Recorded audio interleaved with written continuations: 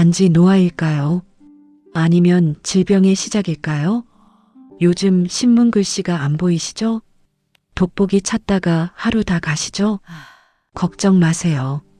조선시대 왕도 똑같은 고민을 하셨습니다.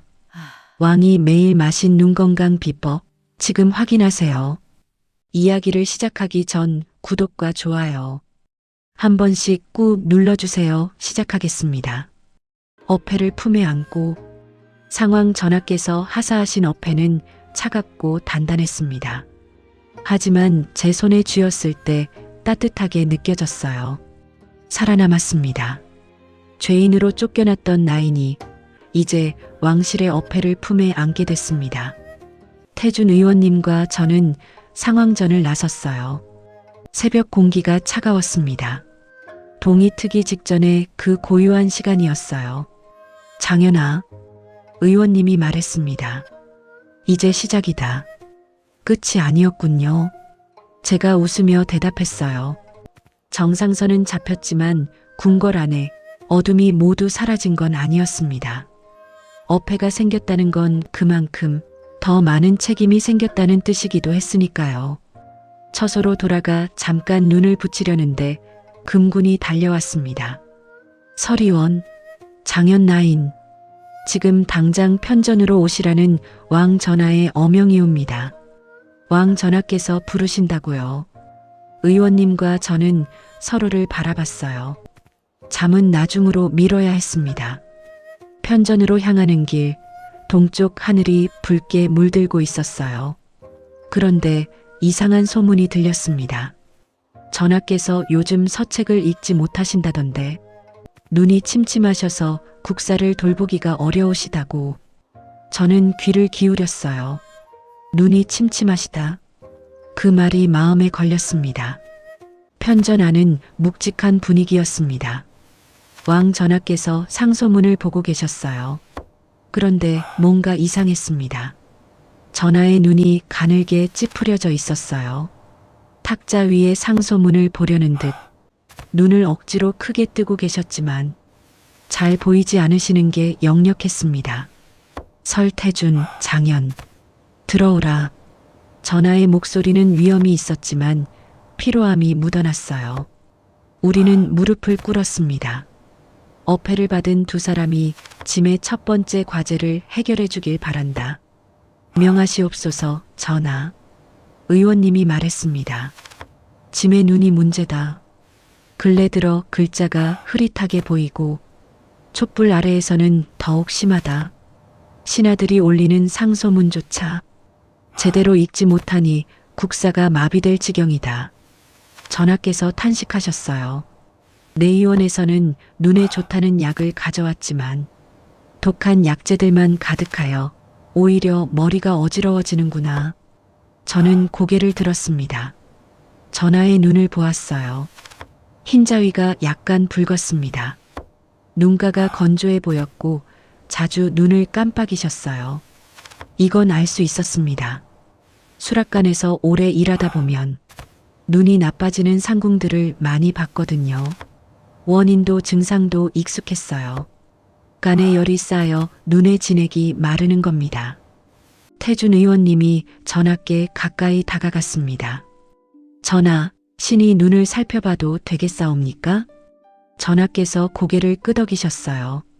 의원님이 촛불을 가져다 전하의 눈을 자세히 들여다봤습니다. 흰자위가 붉고 눈물이 적습니다. 눈꺼풀 안쪽이 건조하게 말라있군요. 의원님이 전하의 손목 맥을 짚었어요. 잠시 생각하시더니 말씀하셨습니다. 간맥이 강하게 뛰고 있습니다. 간에 열이 쌓인 겁니다. 간이 눈과 무슨 관계냐? 전하께서 물으셨습니다. 전하, 한의학에서 눈은 간의 창문이라 하옵니다. 간이 건강하면 눈이 밝고 간에 열이 쌓이면 눈이 침침해지고 건조해집니다. 전하께서는 매일 밤 늦게 서책을 보시고 국사를 처리하시느라 간이 쉴 틈이 없으셨던 겁니다. 의원님의 설명에 전하께서 고개를 끄덕이셨어요. 그렇구나. 근래 밤새 상소문을 읽은 날이 많았다. 저는 생각했습니다. 간에 열을 내리고 눈에 진액을 공급해야 합니다. 독한 약이 아니라 음식으로 다스려야 해요. 머릿속에 두 가지 약재가 떠올랐습니다. 구기자 그리고 결명자. 수라간 스승님께서 눈이 나쁜 상궁에게 이 두 가지를 다려드리셨던 기억이 났어요. 의원님, 소인이 식치로 전하를 도울 수 있습니다. 무엇으로 다스릴 것이냐? 의원님이 물었습니다. 전하께서도 기대하는 눈빛으로 저를 보셨어요. 구기자와 결명자로 차를 올리겠습니다.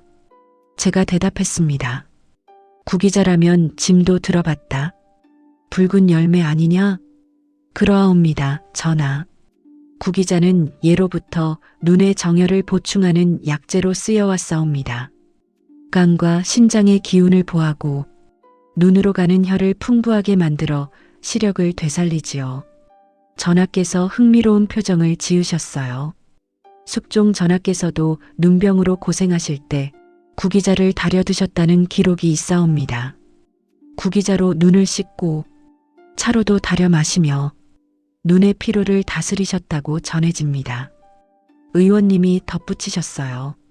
짐의 선조도 같은 방법을 쓰셨단 말이냐? 그러하옵니다. 왕실의 오랜 지혜이옵니다. 전하께서 고개를 끄덕이셨습니다. 그렇다면 어서 준비하도록 하라. 저는 일어났어요.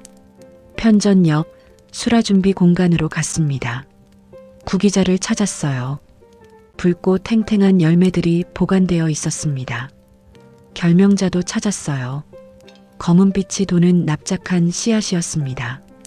냄새를 맡으니 구수하고 향긋했어요. 이 두 가지가 전하의 눈을 살릴 겁니다. 물을 올려놓고 준비를 시작했어요. 구기자를 먼저 흐르는 물에 씻었습니다. 붉은 빛깔이 더 선명해졌어요. 구기자는 간과 신장의 음기를 보하는 약재입니다. 눈으로 가는 혈을 풍부하게 하고 눈의 피로를 풀어주죠. 특히 밤새 책을 읽어 혹사당한 눈에 최고의 보약이에요. 결명자를 약한 불에 살짝 볶았습니다. 구수한 냄새가 났어요. 결명자는 간에 열을 내리고 눈을 맑게 하는데 으뜸인 약재입니다. 이름 자체가 눈을 밝히는 씨앗이라는 뜻이에요. 결명, 눈을 밝힌다는 말이죠. 볶은 결명자를 면보에 싸서 물에 넣었습니다. 구기자도 함께 넣었어요. 약한 불에 천천히 달이기 시작했습니다. 물이 점점 붉은 빛을 띠었어요. 구기자의 색이 우러나오는 거였습니다. 결명자의 구수한 향과 구기자의 달콤한 향이 어우러졌어요. 이 향이 벌써부터 머리를 맑게 해주는 것 같았습니다. 달이는 동안 기다렸어요. 서두르면 안 됩니다. 천천히 우려야 약효가 제대로 나오거든요. 차가 완성됐습니다. 고운 채로 걸렀어요. 맑고 붉은 차가 잔에 담겼습니다. 보기만 해도 눈이 시원해지는 색이었어요. 잔을 들고 편전으로 돌아갔습니다. 의원님이 저를 보더니 고개를 끄덕이셨어요. 전하께서 기다리고 계셨습니다. 전하, 구기자 결명자 차를 올리겠습니다. 저는 잔을 두 손으로 받쳐 올렸어요. 전하께서 잔을 받으셨습니다. 색이 붉구나. 구기자의 빛이 옵니다. 전하.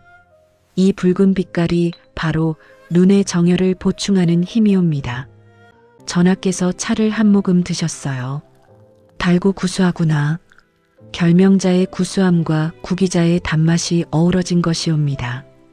전하께서 계속 드셨습니다. 한 잔을 다 드셨을 때 잠시 눈을 감으셨어요. 저는 숨을 죽이고 기다렸습니다. 장현아, 의원님이 옆에서 속삭였어요.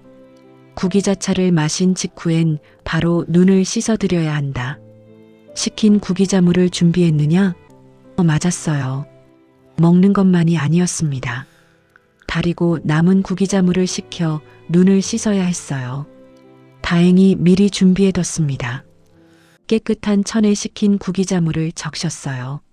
전하께 다가갔습니다. 전하, 눈을 씻어드리겠습니다. 전하께서 눈을 감으셨어요. 적신 천을 눈 위에 살포시 얹었습니다. 시원하구나. 전하의 목소리에 편안함이 담겼어요. 잠시 후 전하께서 눈을 뜨셨습니다. 탁자 위에 서책을 보셨어요. 표정이 변했습니다. 놀라움이었어요. 글자가 보인다. 전하께서 서책을 집으셨습니다. 또렷하게 읽으셨어요. 이럴 수가. 전하께서 서책을 들고 일어나셨어요. 분명히 아침까지만 해도 글자가 뭉개져 보였는데 이제 또렷하게 보이는구나. 전하께서 탄성을 지르셨습니다. 태준 의원님이 무릎을 꿇었어요. 전하, 구기자는 간의 혈을 보하여 눈으로 가는 영양을 공급합니다. 결명자는 간에 쌓인 열을 내려 눈의 염증을 가라앉히지요. 두 가지가 합쳐지면 간의 창문인 눈이 깨끗하게 닦이는 겁니다. 간의 창문이라 전하께서 되뇌셨습니다. 참으로 절묘한 표현이로다. 저도 말씀드렸어요. 전하, 눈은 독한 약으로 다스리는 게 아니옵니다. 매일 꾸준히 구기자차를 드시고 밤에는 눈을 쉬게 해드려야 합니다. 서책을 오래 보신 날에는 구기자물로 눈을 씻어드리면 더욱 좋습니다. 그것만으로도 되겠느냐? 그것이 진정한 식치이옵니다. 몸이 스스로 회복할 수 있도록 도와주는 것이지요. 전하께서 창밖을 보셨습니다. 아침 햇살이 들어오고 있었어요. 전하의 눈에 그 햇살이 담겼습니다. 밝구나. 전하께서 말씀하셨어요. 참으로 밝게 보이는구나. 저는 가슴이 뭉클했습니다. 음식 하나가, 차 한 잔이 왕의 눈을 밝힌 겁니다. 이것이 식치의 힘이었어요. 명안을 얻은 왕. 전하께서 한참 동안 창밖을 바라보셨습니다. 오랜만에 선명하게 보이는 세상을 느끼시는 것 같았어요. 서리원. 전하께서 말씀하셨습니다. 짐이 궁금한 것이 있다. 내의원에서는 왜 이런 방법을 알려주지 않은 것이냐? 의원님이 대답했습니다. 내의원의 방식은 주로 강한 약재로 빠른 효과를 내는 것이옵니다. 하지만 진정한 치료는 몸이 스스로 회복하도록 돕는 것이지요. 식치는 느리지만 안전하고 오래갑니다. 그렇구나. 전하께서 고개를 끄덕이셨어요. 탁자 위에 상소문을 집으셨습니다. 또렷하게 읽으셨어요. 전하의 얼굴에 만족스러운 미소가 번졌습니다. 장현아, 전하께서 저를 부르셨어요. 앞으로 매일 아침 이 차를 올리도록 하라. 명을 받들겠습니다, 전하. 저는 깊이 절을 올렸습니다. 그리고 서리원, 예, 전하. 짐의 눈만이 아니라 짐의 몸 전체를 이런 방식으로 돌봐주길 바란다. 독한 약이 아니라 음식으로 몸이 스스로 살아나도록 전하의 뜻을 받들겠습니다. 의원님이 절을 올렸습니다. 편전을 나서며 저는 생각했어요. 수락관 나인이 왕의 주치의가 됐습니다.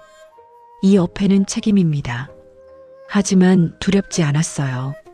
인술과 식치 두 가지 무기가 우리에게 있었으니까요. 마마의 눈빛이 잠시 맑아진 듯 보였습니다. 차 한 잔이 병을 고친 것이 아니다. 병이 어디서 시작됐는지를 잠시 드러냈을 뿐이다. 그렇다면 의원님, 아직 끝난 것이 아니란 말씀이십니까? 이제부터가 시작이다. 눈이 흐려진 것이 아니라 몸속 기혈이 막히기 시작한 것이다. 눈의 문제는 끝이 아니었다. 만약 이것을 그냥 넘겼다면 다음에 무너지는 것은 기억과 정신이었다. 이야기가 재미있으셨다면 구독과 좋아요 한 번씩 꾹 눌러주세요. 다음 10회 무릎 관절에 대한 식치도 많이 기대해 주세요. 감사합니다.